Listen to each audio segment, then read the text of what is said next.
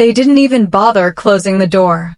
The conference room was full managers, team leads, new interns who still believed hard work mattered.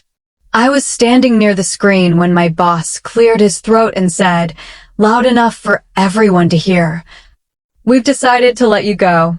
Effective immediately." For a second, I thought he was joking. I waited for the punchline. It never came. My heart dropped, but my face stayed calm. I looked around the room. Some people avoided my eyes. A few looked uncomfortable, and a few looked satisfied. "Is there a reason?" I asked quietly. My boss smiled, the fake professional smile people use when they enjoy power. "Your role is no longer needed," he said. "We're restructuring." Restructuring. Funny how restructuring always removes the quiet ones first. He slid a folder across the table. "HR will handle the exit process. Security will escort you out." Escort. Like I was a threat. I packed my bag in silence. No one spoke to me. No one defended me. The same people I had trained, helped, and covered for suddenly found their phones very interesting. As I walked toward the door, I heard someone whisper, "I always knew she wouldn't last." That was the moment something inside me went cold. Not broken. Cold. Outside, the city noise hit me all at once. Cars. Horns. People rushing like nothing had happened. I sat in my car for a long time, staring at the glass building in front of me, the building I had just been thrown out of. That building. I laughed softly, because what they didn't know was everything. 5 years earlier, my father passed away unexpectedly. He was a quiet man. Private. The kind who never talked about money. After the funeral, a lawyer contacted me. "There's a property in your name," he said. "A commercial building downtown." I didn't even know my father owned it. At the time, I was focused on my career. I didn't think much about it.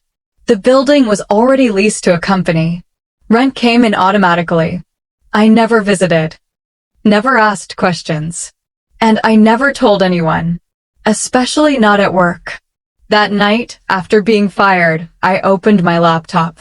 Instead of crying, I read the lease agreement. Every clause. Every condition. My heart beat faster with every page. The lease renewal was due, and the owner had full authority to revise terms. I closed the laptop slowly, and for the first time since that meeting, I smiled. Not because I wanted revenge, but because the truth had finally caught up with them.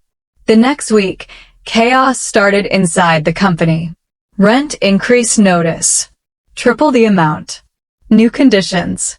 Short timeline. Emergency meetings were called. Emails flew. Investors got nervous. My ex-boss was suddenly everywhere, shouting, blaming, panicking.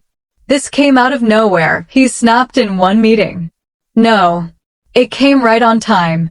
They tried negotiating. Sent emails to the property management firm. No response. Called the legal office. Still nothing. Finally, a meeting was scheduled with the property owner. They expected an old businessman. Someone easy to pressure.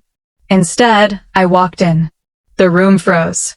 My ex-boss stared at me like he'd seen a ghost. "You?" he whispered. I took my seat calmly and placed my folder on the table. "Yes," I said. "Me." Someone laughed nervously. "This isn't funny." I leaned forward slightly. "You fired me in this room," I said softly. "Today, we're discussing your future in my building." Silence. Heavy. Uncomfortable. My ex-boss cleared his throat. "We can talk like adults," he said. "This doesn't have to be personal." I met his eyes.